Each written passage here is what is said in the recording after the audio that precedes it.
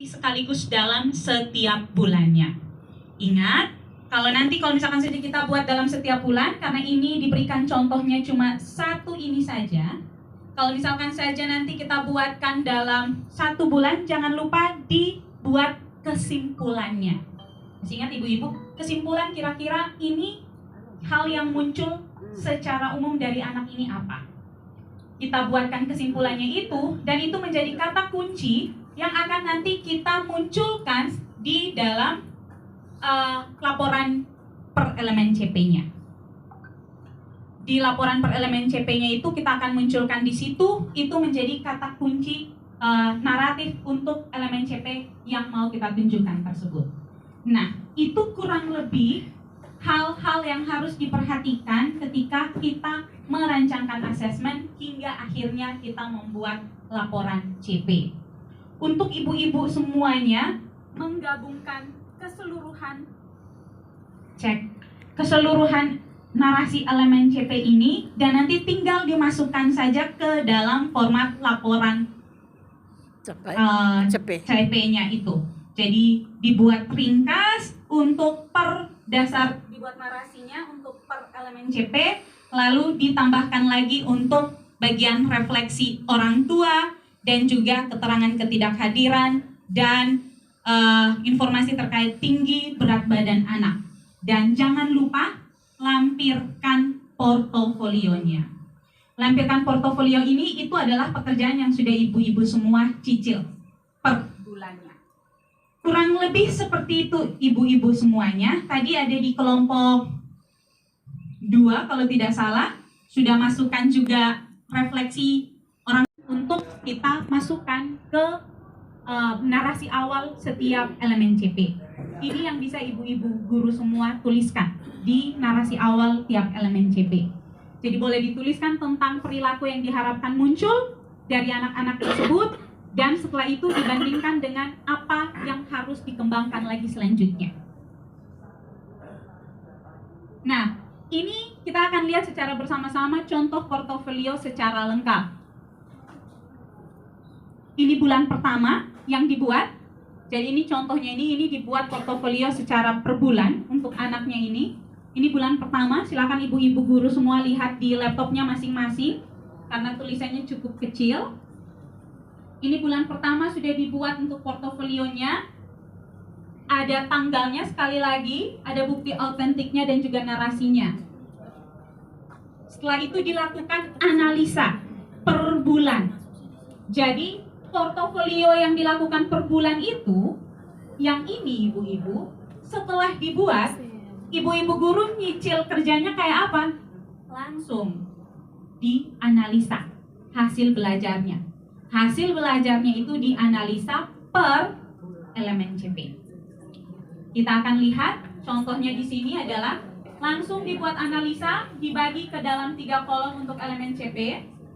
Hal-hal apa saja yang sudah tercapai pada anak, yaitu anak ini bisa mengucapkan salam, mengikuti kegiatan berdoa, anak mempraktikkan nilai dan kewajiban agamanya, bekerja sama dan saling membantu. Anak ini sudah mencapai CP nilai agama dan budi pekerti. Untuk di jati dirinya, di bulan pertama anak ini sudah mengenal lingkungan hidupnya, melakukan aktivitas fisik, menjaga keselamatan diri, menjaga kebersihan diri. Ini apa? Ini yang sudah dicapai oleh anak. Dan untuk di dasar literasi, memahami informasi yang diterima melalui panca indera, menyampaikan informasi dengan tepat, mengelompokkan benda sesuai dengan jenisnya, mengamati lingkungan sekitarnya, bereksplorasi dengan benda di sekitarnya. Sampai di sini ibu-ibu, ini kembali lagi untuk yang kami mau ingatkan. Kenapa tadi kami bilang, setelah melakukan deskripsi terkait dengan perilaku yang muncul, setelah dituliskan itu bisa membantu lagi ibu-ibu guru untuk selanjutnya mau menentukan tujuan pembelajaran selanjutnya ini apa. Karena apa? Setelah portofolionya jelas seperti ini, lalu dibuat analisanya seperti ini, lalu guru-guru sudah bisa mendapat gambaran ini. Oh, TP yang belum muncul lagi dari elemen ini apa ya? Yang harus saya kembangkan lagi kepada anak ini di bulan berikutnya. Nah, jadi sampai di situ guru-guru terbantu.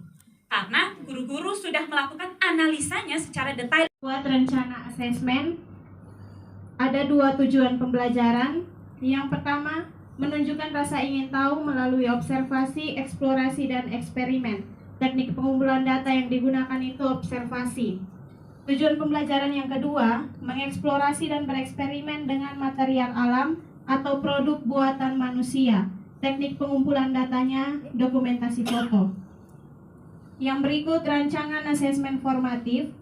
Itu ada 4, checklist, catatan anekdot, hasil karya, dan foto berseri. Yang berikut pengolahan dan pelaporan hasil asesmen.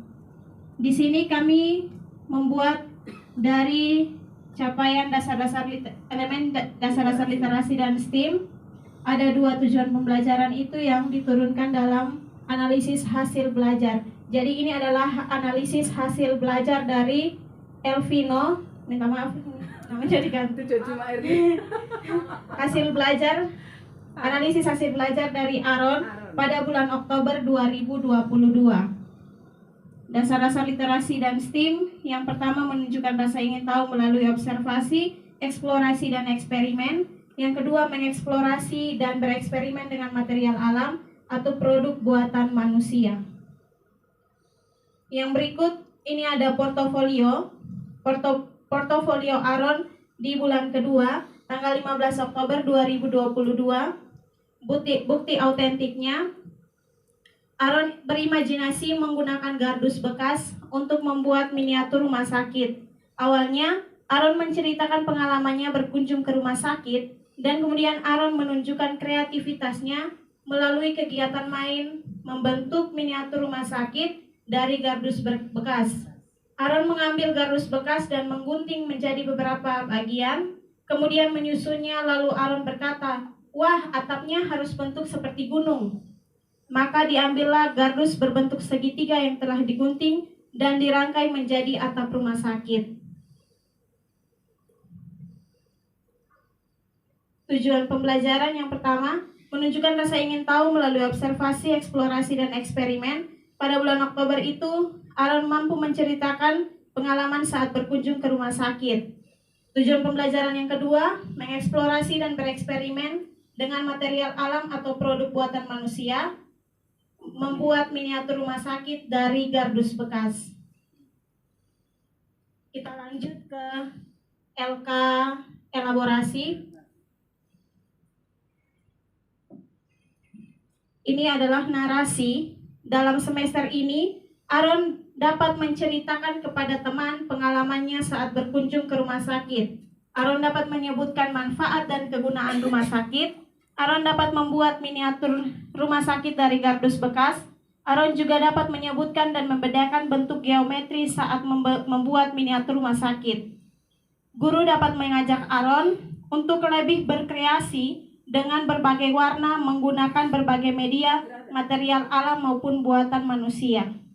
Di rumah, orang tua dapat mengajak Aaron bermain dengan menggunakan bahan-bahan alam atau buatan manusia yang dapat mengembangkan kreativitas dan imajinasi Aaron seperti menggambar, mewarnai, pencampuran warna, dan lainnya. Terima kasih. Ya, berhalaman. Di disposisi ke sini semua sibuk dengan sangat sebenarnya kecewa ya dari mama sampai di anak-anak, tapi kita kasih kuat lagi bahwa tahap 1 itu kalau belum terus pasti lebih semangat lagi. Akhirnya kita kasih tahu kita mama, pendekatan dulu ditentukan sendiri oleh Ibu Bupati waktunya, dan kita pergi, malahan sambutan kita yang pertemuan kita yang kedua luar biasa, kita disambut seperti pejabat. Jadi saya kan sama mama, ternyata tahap 1 kita programkan kembali, tapi kita masih bertanya, apakah kita diprogramkan kembali itu masih di dalam topik itu atau sudah lewat? Saya bilang masih mama, kita masih di dalam proyek itu karena mengingat ini kita bertemu dengan orang penting. Jadi kalau kita mengakhiri tunggu di hari terakhir topik itu, maka kita kewalahan. Jadi itu hanya sharing dari kami mama suster, supaya kalau memang seperti itu ya. Itu yang berbedanya di situ suster. Jadi kalau project untuk intra itu kita menggali dari anak dan tidak perlu yang suster bilang harus ya tidak ada tuntut dokter ada baru ada kita dokter kandungan ini lanjut. Jadi kita harus bedakan mana yang project, dan mana yang puncak. Kalau yang suster penjelasan tadi itu lebih pasnya ke puncak tema dari topik itu. Jadi kalau pengalaman kami menggalinya dari anak. Jadi mereka sampai ini bermain peran bagaimana periksa pasien, memberikan obat, antri di loket untuk ambil obat. Itu dari anak semua. Guru hanya menyediakan, bahkan mereka buat tetes pop itu dari tutupan botol dengan tali rafia yang mereka masukkan sedotan putih. Jadi dia seperti stetoskop. Jadi itu idenya dari anak, itu untuk proyeknya. Tapi kami tidak datangkan dokter ke sekolah. Tapi kita menggali bahwa jadi mereka menyebutkan bahwa dokter itu bekerjanya bisa di rumah sendiri, ya dokter praktek, bisa di klinik, bisa di rumah sakit, bisa di puskesmas. Jadi kita harus bedakan dulu suster, mana yang proyek dan mana yang puncak tema. Jadi kalau sudah lewat, kita lewat saja. Kalau memang minat anak masih kepingin seperti tadi yang saya cerita tentang topik guru itu, berarti tinggal kita jadwalkan ulang. Tidak merubah apa-apa, tapi tinggal kita kasih catatan bahwa kita akan melakukan ulang profesi guru. Terima kasih. Harus datang ibu. Saya belum bisa tulis nama. Saya bantu. Lalu saya buat sesuatu untuk dia, mengikuti, meniru. Selesai dia bilang, ibu ada kertas. Setiap hari. Jadi karena saya ambil kesimpulan yang tadi, bedanya adalah portofolio lebih sedikit. Tapi ini anak-anak meminta setiap hari dia harus menggambar. Kadang-kadang saya bilang, sayang, ini apa? Nanti besok ya baru menggambar. Ya saya merasa bahwa habis itu nanti dia kecewa, dia tidak ini. Besoknya tidak datang, nanti langgar beberapa minggu. Dia masuk sekolah, dia minta lagi, ibu bisa kok, bisa. Jadi itu bagaimana ya maksud kakak? Karena kan kebutuhannya dia. Karena setiap hari itu dia harus menggambar. Dan saya bertanya, kenapa harus menggambar seperti ini? Ini ada kakak, mereka 2 orang. Ini ada kakak, ada gambar love. Setiap hari dia gambar itu. Kalau dia masuk dia gambar itu. Itu apa artinya? Itu love. Tuh ibu keson tahu sah. Iya, love tuh artinya apa? Beta sayang kakak. Jadi habis dia gambar dia akan oh, berarti dia tunggu kakaknya jemput.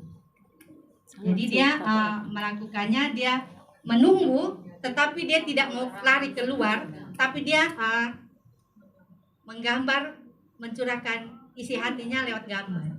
Lalu ada lagi dia gambar papa, mama, kakak, adik. Lalu di situ love Rene. Lalu kenapa harus gambar? Setiap kali harus love Rene. Iya tuh ibu, potong sayang. Nah setiap hari dia minta seperti itu. Kadang-kadang saya ibu jadi kemana ini? Apakah itu memang harus setiap hari? Karena saya berpikir karena harus lebih sedikit. Jadi hasil karyanya. Adik dari PAUD, biasanya adik-adik itu mengikuti langkah kakak-kakak. Tapi dalam proses sekolah penggerak, kita sama-sama bergerak. Iya. Untuk menunjukkan bahwa kita adalah orang profesional. Iya. Jadi baik, terima kasih untuk kami di PAUD. Tadi kami luar biasa didampingi oleh 2 fasilitator yang luar biasa juga. Ada Mama Susan, ada Kak Tri yang membantu kami di dalam 1 hari ini dalam lokakarya, pengolahan dan pelaporan hasil asesmen. Setelah lokakarya hari ini, kami terinspirasi karena terus terang untuk kami PAUD itu untuk asesmen bukan kami sombong, tetapi untuk berdiferensiasinya itu kami sudah lakukan.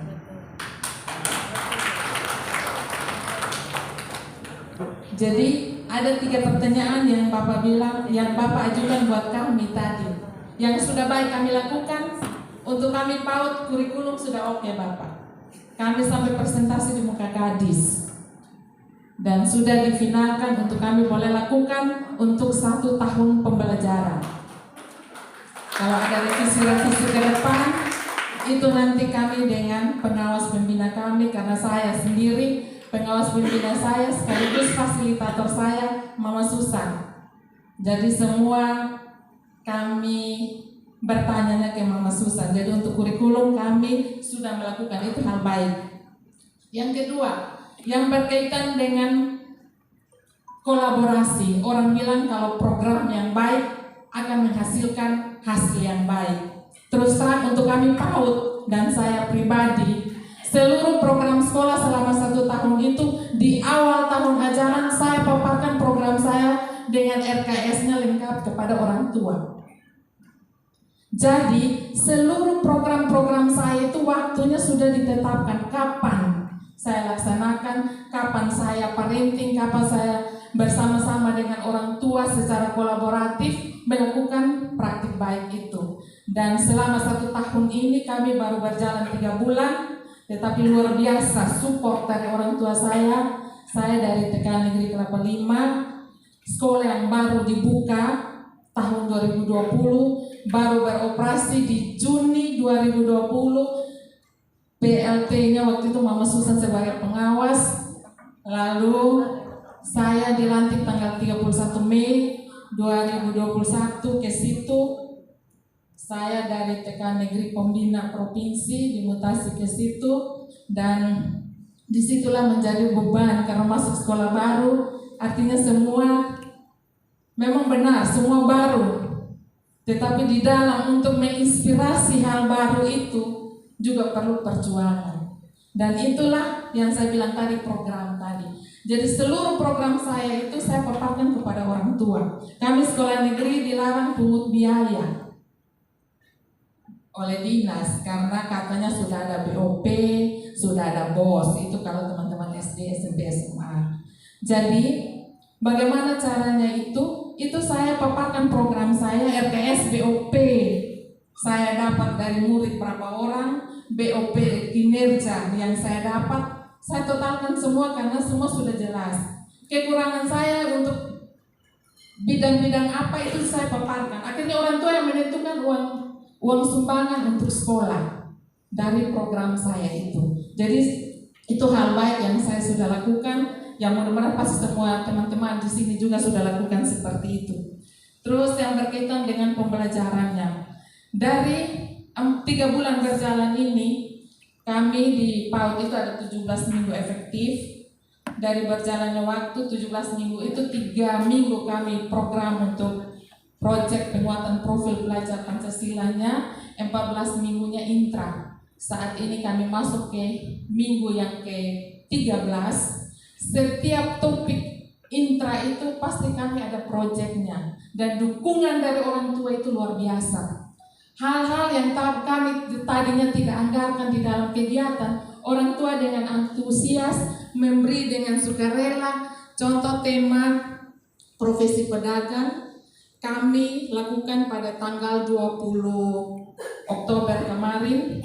Itu kami pindahkan pasar Bobo, hasil lipo, ikan di pasir panjang, dan pedagang kaki 5 di Taman TGP pindah ke TK Negeri Kelapa 5. Tapi bukan pedagang yang kami pindahkan, Bapak. Di situ kami sudah merancang kegiatan bersama orang tua yang berperan sebagai pembeli, anaknya itu yang sebagai penjual, tetapi benda-benda itu kami ambil dari orang tua. Dari 47 siswa saya, hanya 3 orang yang PNS. Terus 36-nya itu swasta, ada yang serabutan. Dari hasil-hasil pekerjaan mereka itu yang kami dagangkan di sekolah. Dan syukur luar biasa antusias dari orang tua. Jadi pembelajarannya benar-benar anak rasakan, menyenangkan. Yang orang bilang berdiferensiasi itu berpihak pada murid benar-benar. Jadi muridnya ada interaksi antara penjual dan pembeli. Jadi itu yang kami sudah lakukan untuk hal baiknya. Terus tantangannya Bapak, yang pertama mungkin waktu. Kalau kita omong hebat dan sebuah program itu pasti waktu juga turut mendukung. Kita di lembaga saat ini kami meskipun PAUD, orang bilang Di situ hanya menyanyi. Tetapi dari hasil menyanyi itu kami guru pun bisa pulang jam 6 sore. Itu yang kami lakukan, dan itu tantangan waktu di situ. Bagaimana kami membagi waktu, kami yang sudah berkeluarga pasti juga kami tidak lupa keluarga kami. Jadi kami menata waktu sedemikian rupa untuk bagaimana bisa ke PMN, bagaimana bisa melaksanakan kegiatan yang ada di sekolah, yang intra sama rutinitas kami selain tugas rutin sebagai seorang guru dan kepala sekolah. Jadi itu waktu memang yang menjadi tantangan berat buat kami. Terus yang kedua jadwal.